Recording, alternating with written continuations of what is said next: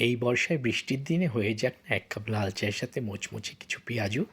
By the way, আমি আমার ঘরের শেফ রুমেল, আর আপনারা দেখছেন রাহুলস কিচেন। আর আজকের রেসিপি মুচমুচে পেঁয়াজু। পেঁয়াজু বানানোর জন্য আমি নিয়েছি বেশ কিছুটা ডাল বাটা, সাথে নিয়েছি পেঁয়াজ এবং কাঁচামরিচ কুচি। ডাল বাটার সাথে আমি মিশিয়ে দিচ্ছি কিছুটা আদা রসুন পেস্ট,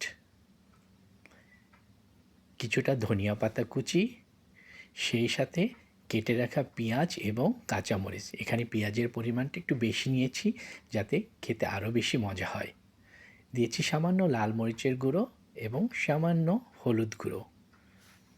সেই সাথে দিয়ে দিলাম স্বাদ মতো লবণ।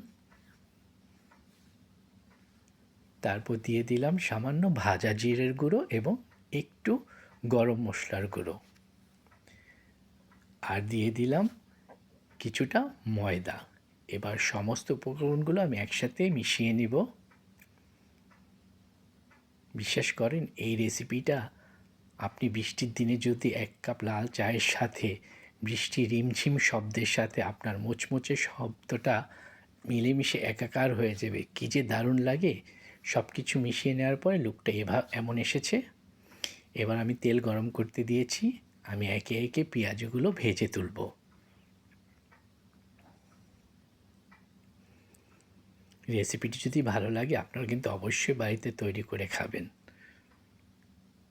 আর বৃষ্টির দিনে লাল চায়ের সাথে দারুণ জমে যায়। একবার ট্রাই করে দেখতে পারেন। পেঁয়াজগুলো আমি উল্টে পাল্টে নিয়ে এবার তুলে নিচ্ছি। আমি একটা স্ট্রেনারে রেখে দেব যাতে এক্সট্রা তেলগুলো ঝরে যায়। বাস, আমার কিন্তু তৈরি হয়ে গেল মুচমুচে পেঁয়াজু। আপনারা অবশ্যই একবার ট্রাই করে দেখবেন, দারুণ লাগে।